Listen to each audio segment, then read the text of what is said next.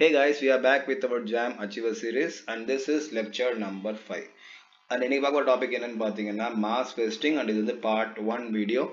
Welcome to my channel Success Guru and myself Panchanadam and let's get into the heading. So actually what is mass vesting? So mass vesting என்னன்னு சொல்றோம் the temporary instability of superficial mass of soil and rock may leave their original position abruptly or extremely slow. They start either a downslope movement or vertically downward sinking. This movement of ground were broadly termed as mass wasting or mass movement. So என்ன சொல்ல வராங்க அப்படின்னா இது ஒரு temporary phenomena. என்ன ஆகும் அப்படின்னா rock அதோட சேர்ந்து சாயில் ஆர் ஈவன் அதுக்கு மேலே இருக்கிற பிளான்ஸ் எல்லாமே ஒரு ஸ்லோப்பில் அதாவது சாய்மானமான பகுதியில் நகரலாம். எப்படி நகரும் அப்படின்னா திடீர்னு நகரலாம், மெதுவாகவும் நகரலாம். அது மட்டும் இல்லை, ஒரு ஃப்ளாட் லேண்ட் ஃபார்மில் திடீர்னு அந்த தரப்பகுதி உள்நோக்கி குழி உள்ள மாதிரி ஒரு தானாக உருவாகும் இல்லையா, அதையுமே சேர்த்து மாஸ் வெஸ்டிங்கிறாங்க. ஸோ எங்கெல்லாம் ஸ்லோப் அதிகமாக இருக்கோ அங்கெல்லாம் ஸ்லோப் வந்து ஸ்டேபிளாக இருக்க வாய்ப்பு கம்மி. அந்த இடங்கள்ல ராக்ஸோ சாயிலோ எது இருந்தாலும் சரி கீழ் நோக்கி நகர வாய்ப்பு இருக்கு. அந்த நகர்வு மெதுவாகவும் இருக்கலாம், வேகமாகவும் இருக்கலாம். அது ரெண்டுமே வந்து மாஸ் வெஸ்டிங் கீழே வந்துடும். அது மட்டும் இல்லை, லேண்ட் ஃபார்மில் சீவன் படிச்சிருப்பீங்க, லைம்ஸ்டோன் டெரைன் படிக்கும் படிச்சிருப்பீங்க, கொலாப்ஸ் சிங்க் ஹோல்னு. அது எப்படி ஃபார்ம் ஆகும்னா கிரவுண்ட் வாட்டர் எரோஷன் உருவாகும் இல்லையா. ஸோ அது மாதிரி லேண்ட் ஃபார்மில் சடனாக அந்த லேண்ட் சிங்க் ஆனாலும் இது எல்லாமே மாஸ் வெஸ்டிங் அப்படின்னு ஜெனரல் டேர்ம்ல கொண்டு வந்துடுறாங்க. ஓகேவா? ஸோ மாஸ் வெஸ்டிங்னா என்ன, அது எப்படிலாம் கிளாஸிஃபை பண்ணுறாங்க, அது ஏன் நடக்குது, அது எப்படி கண்ட்ரோல் பண்ணலாம், இது எல்லாமே இந்த ஹெட்டிங் கீழே பார்ப்போம். அண்ட் இன்னைக்கு வீடியோ பார்ட் 1 வீடியோ. ஸோ நம்ம என்ன பண்ணலாம் அப்படின்னா what is mass wasting and what are the types அப்படின்னு மட்டும் பார்த்துருவோம்.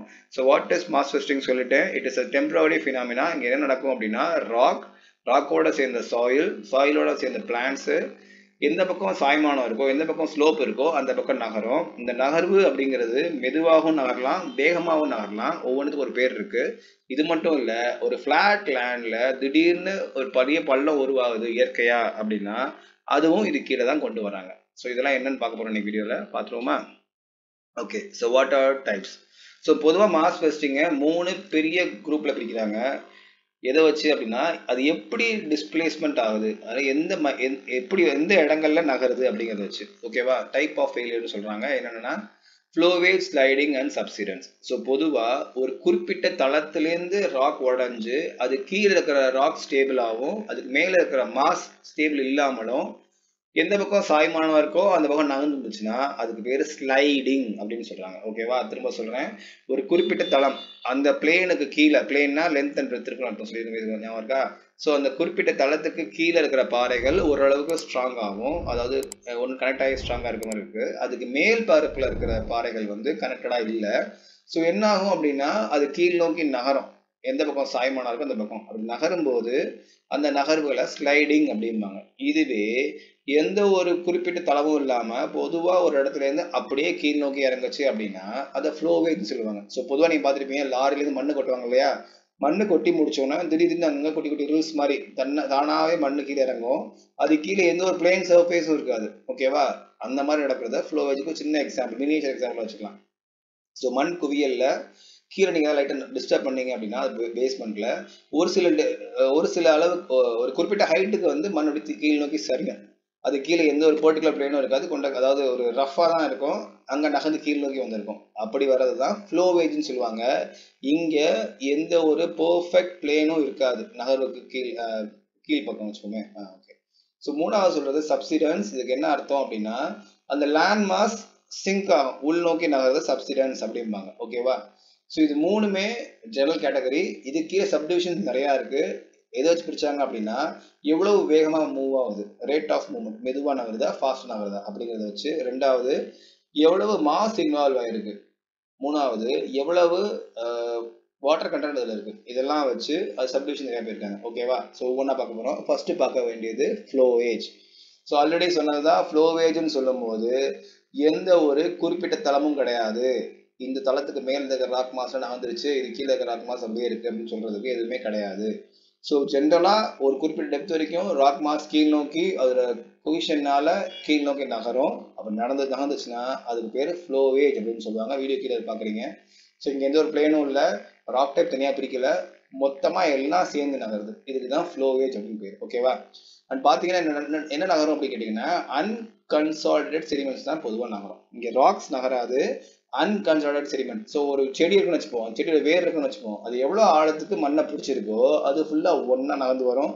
அது வேர் தொடாத இடம் இருக்கும் இல்லையா, ஸோ அந்த இடம் வந்து தனியாக இருக்கும், மறுபடியும் நகராமல் இருக்கும். ஸோ இப்படி தான் நகருது இங்கே. ஸோ ஒரு குறிப்பிட்ட லேயர் வரைக்கும் திக்னஸ் ஒரே மாதிரி இருக்கும், அல்லது ஒரு குறிப்பிட்ட லேயர் வரைக்கும் ஒரே மாதிரி அட்டாச்மெண்ட்ஸ் இருந்துச்சுன்னா அந்த லேயர் மட்டும் கீழ் நோக்கி நகர்றத ஃப்ளோவேஜ்னு சொல்லுவாங்க. இது பிரித்து காட்ட முடியாது. இந்த லொக்கேஷன் மேலே இருக்கிறதெல்லாம் இறங்கிடுச்சு, இது கீழே எல்லாம் இறங்கி பிரித்து காட்ட முடியாது. ஓகேவா? திஸ் இஸ் கால்ட் ஃப்ளோவேஜ் அப்படின்னு சொல்லலாம். ஸோ ஃப்ளோவேஜ் டிவிஷன் சப்டிவிஷன் நிறையா இருக்குது, ஒவ்வொன்றா பார்ப்போம். அதில் ஃபஸ்ட்டு உள்ளது ஸ்லோ ஃப்ளோவேஜ் சொல்கிறாங்க. அதாவது அங்கே ராக் மூவ்மெண்ட் ரொம்ப ரொம்ப ஸ்லோவாக இருக்கும். ஈவன் ஒரு இயற்கே சில மில்லிமீட்டர்ல சென்டிமீட்டர் தான் இருக்கும். அப்படின்னா அது ஃப்ளோவேஜில் ஸ்லோ டைப்னு சொல்கிறாங்க. இது பொதுவான பேர் க்ரீப் அப்படின்னு சொல்லுவாங்க. ஸோ இப்போ டவுட் வரும், அது எப்படி மெதுவாக அது வருஷத்துக்கே சில சென்டிமீட்டர்ஸ் நகரக்கூடியதை ஹவு கேன் வி ஐடென்டிஃபைன்னு கொஸ்டின் வரும் இல்லையா? அதுக்கு தான் நிறைய எவிடன்சஸ் இருக்குது. அதில் ஃபஸ்ட்டு பார்க்க போகிறது தான் இது. என்னது இதுக்கு பேர் என்ன சொல்லுவாங்க அப்படின்னா கர்வ்டு ட்ரீஸ் அப்படிம்பாங்க. ஸோ பொதுவாக உங்களுக்கு தெரியும், ஒரு செடியோ மரமோ தரையிலேருந்து வேர்ட்டிக்கல்லி மேல் நோக்கி தான் வளரும், ரைட்டா? பட் இங்கே பார்த்தீங்கன்னா ட்ரீ நல்லா பெண்ட் ஆனது தெரியுது. இதுக்கு என்ன அர்த்தம்னா ப்ராபப்ளி ஒன்ஸ் இந்த லேண்ட் மாஸ் சாயில் இங்கே இருந்திருக்கும், இங்கேயும் செடி மேல் நோக்கி போயிருக்கும், எந்த பக்கம் சன் பக்கம் அந்த பக்கம். பட் இந்த மாஸ் மிக நகர்ந்துட்டு இருக்கு இல்லையா, அப்போ என்ன ஆகும் அப்படின்னா அதோட ஆங்கிள் வித் சன் லைட்டாக சேஞ்ச் ஆகிருக்கும். ஸோ எப்போ அது சேஞ்ச் ஆகுதோ செடிகளோட இயற்கை என்ன அப்படின்னா எங்கே வெர்டிகலி அப்சர்வ் ஆகிறோம்னு சொன்னோம் இல்லையா? ஸோ எந்த பக்கம் சன்ரைஸ் எந்த பக்கம் சன் இருக்கோ அதை நோக்கி மேல் நோக்கி வளரும் போது இந்த மாதிரி பெண்டிங் ஏற்படும், which is an evidence of slow movement of material here down here. இதுதான் க்ரீப் அப்படின்னு சொல்லுவாங்க. இது மட்டும் இல்லை, இதே மாதிரி இன்க்ளைன்டு ஃபென்சஸ் பார்க்கலாம், இன்க்ளைன்ட் டெலிஃபோன் பூத் பார்க்கலாம். இது எல்லாமே எவிடன்ஸ் தான். இங்கே வந்து ராக் மாஸ் நகர்ந்துட்டு இருக்கு, அல்லது மொத்தமாக எல்லா மெட்டீரியல் நகர்ந்துட்டு இருக்கு at a very slow rate. So இதுக்கு பேர் தான் க்ரீப் அப்படின்னு சொல்லுவாங்க. அண்ட் இந்த க்ரீப்பே நிறைய சப்டிவிஷன்ஸ் இருக்கு. என்ன சொல்றாங்க அப்படின்னா ஷாலோ க்ரீப், டீப் க்ரீப்னு. ஷாலோ க்ரீப்னா ஒன்றும் இல்லை, அந்த நகரக்கூடிய மாஸோட திக்னஸ் கம்மியாக இருந்துச்சுன்னா அதை ஷாலோ க்ரீப்னு சொல்லுவாங்க. நகரக்கூடிய மெட்டீரியலோட திக்னஸ் ரொம்ப அதிகமாக இருந்துச்சுன்னா அதை டீப் க்ரீப்னு சொல்லுவாங்க. ஓகேவா? இது மட்டும் இல்லை, இதுக்கு சப்டிவிஷன் நிறையா இருக்குது. ஒன்று பேர் சாயில் க்ரீப்னு சொல்லுவாங்க, வெறும் சாயில் மட்டும் நகர்ந்துச்சுன்னா. டேலஸ் க்ரீப்னு சொல்லுவாங்க, நிறைய அது மாதிரி எவிடன்ஸ் இருக்குது. ராக் க்ரீப்னு சொல்லுவாங்க. ஸோ என்ன மெட்டீரியல் மெதுவாக டுவோர்ட் ஸ்லோப் நகருதோ அதை வச்சும் டிவிஷன் பண்ணலாம். இங்கே நான் பேசல, பட் கிளாசிஃபிகேஷன் இருக்குன்னு சொல்கிறேன். ஓகேவா? ரெண்டாவது ஒரு controversial heading, that is solifluction. So இந்த இமேஜ் பார்க்குறீங்க இல்லையா, இதுக்கு பேர் பேட்டர்ன் ரவுண்ட் அப்படின்னு சொல்லுவாங்க. என்னன்னு சொல்லிடுவோம். பேட்டர்ன் ரவுண்ட் அப்படிங்கிறது a distinct symmetrical natural pattern of geometric shape formed by the deformation of round material in a periglacial region.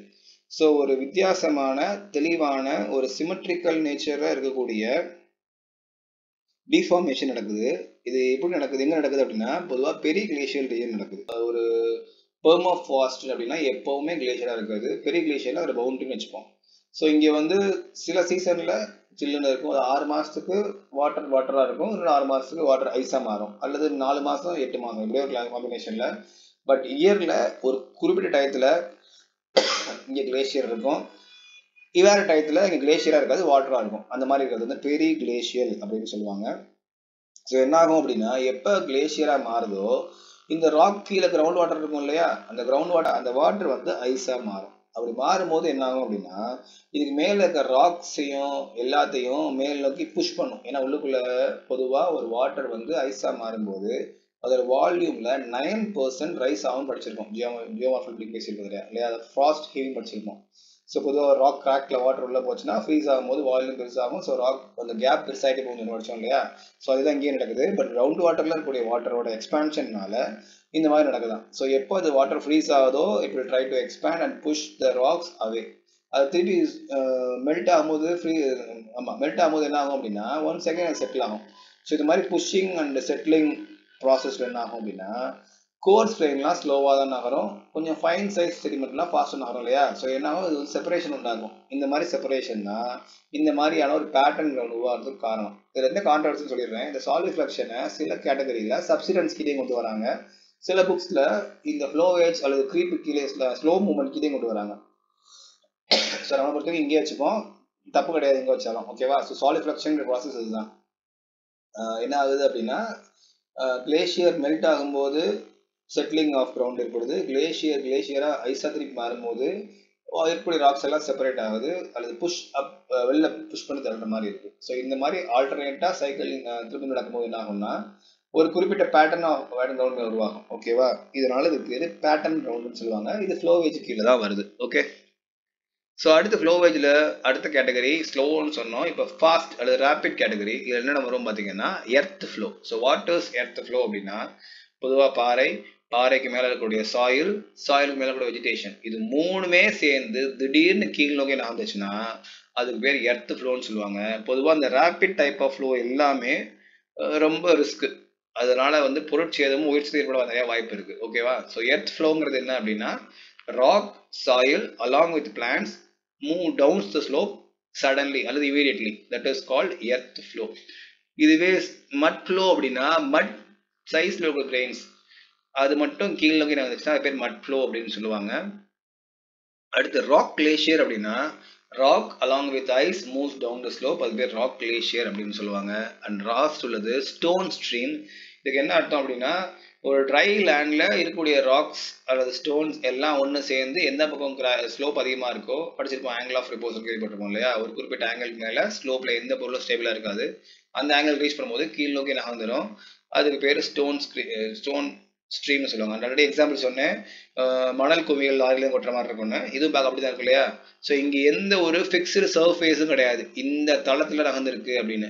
கொஞ்சம் தட்டினா எக்ஸ்ட்ரா விட தான் செய்யும். ஸோ கரெக்டாக ஒரு சிங்கிள் பிளேனில் டிஸ்பிளேஸ்மெண்ட் நடக்காது. நீங்கள் பார்த்த எல்லா இமேஜ் திருப்பி பாருங்க, எந்த ஒரு இமேஜ்லையும் கரெக்டாக இந்த பிளேனுக்கு கீழே இருக்கிற ராக்லாம் அப்படியே இருக்கு, அதுக்கு மேலே இருக்கிற மெட்டீரியல் நகர்ந்துருக்குன்னு பிரிக்கவே முடியாது. அதனால தான் அதுக்கு பேர் ஃப்ளோவேஜ் அப்படின்னு சொல்லிட்டு இருக்கோம். ஓகேவா? ரைட். செகண்ட் கேட்டகரி ஸ்லைடிங் அப்படின்னு படித்தோம். So what is sliding? As I mention earlier என்ன சொன்னோம் அப்படின்னா ஒரு குறிப்பிட்ட தளத்துக்கு மேலே இருக்க ராக் மெட்டீரியல் அல்லது மொத்த மெட்டீரியலுமே சேர்ந்து கீழ் நோக்கி நகர்ந்துச்சுன்னா அதுக்கு பேர் ஸ்லைடிங் அப்படின்னு சொல்லுவாங்க. ஸோ எப்போ தளம்னு சொல்லணுமோ ரெண்டே படிக்கலாம். ஒன்று வந்து பிளேன்னா அதுக்கு லென்த் அண்ட் பிரெத் இருக்கும், ஒரு பெட்டிங் பில் மாதிரி இருக்கும் அப்படின்னு வச்சுப்போம். இது இன்னொரு ஆப்ஷன் என்னன்னா செமி சர்க்குலர் இருக்கும், அப்படின்னா லைட்டாக வளைஞ்ச மாதிரி இருக்கும். ஸோ ரெண்டு ஆப்ஷனுமே இருக்கு. சாரி, ஸ்லைடிங் அப்படிங்கிறப்போ ஒரு குறிப்பிட்ட தளத்தில் பிரியுது. அந்த தளம் வந்து பிளெயினாக இருக்கலாம், தட் இஸ் கரெக்டான தளமாக இருக்கலாம், அல்லது லைட்டாக வளைஞ்ச மாதிரி இருக்கலாம். ரெண்டுக்கும் பாசிபிலிட்டி இருக்கு. ஸோ எப்போ அந்த பிளேன் வந்து பர்ஃபெக்ட் பிளேனாக இருக்கும் அப்படின்னா அதுக்கு மேலே இருக்க ராக் மாஸ் எது கீழ் நோக்கி நகருதோ அந்த ராக் மாஸ் எல்லாமே பிரிட்டில் அண்ட் கொஹெசிவ் நேச்சராக இருந்துச்சுன்னா இதுக்கு வாய்ப்பு இருக்கு. எதுக்கு வாய்ப்பு இருக்கு?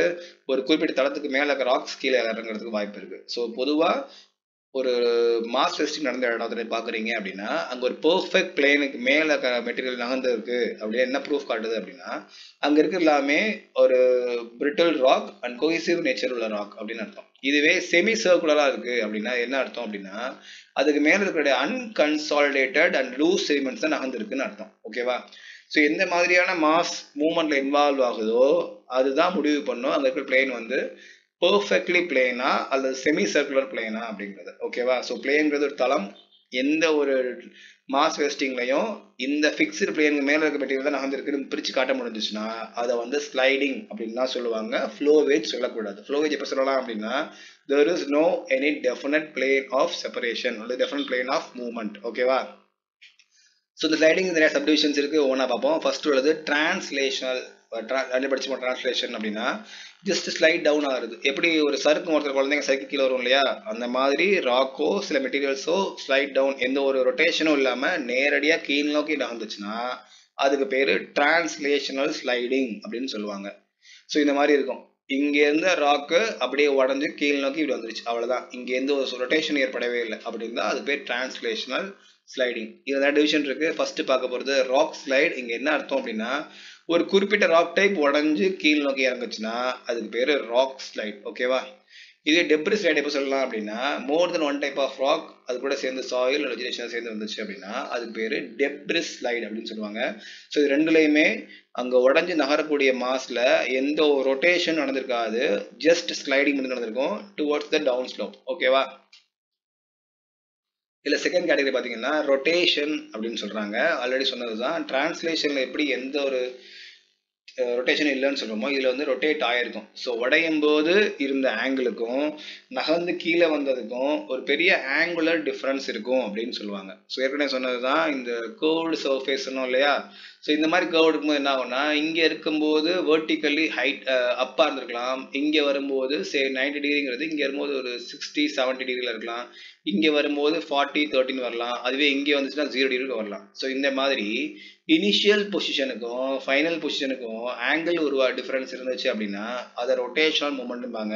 ரிலேஷன்ஷிப் உருவாச்சு அப்படின்னா அதை ரொட்டேஷனல் ஸ்லைடிங் அப்படின்னு சொல்லுவாங்க. இதுல சப்டிவிஷன்ஸ் இருக்கு. சிங்கிள் ராக் ஸ்லிப் அப்படின்னா ஒரு குறிப்பிட்ட பிளேன்ல ஒரு குறிப்பிட்ட ராக் உடஞ்சு நகரும், அது பேரு சிங்கிள் ராக் ஸ்லிப். பட் இது அது இல்ல.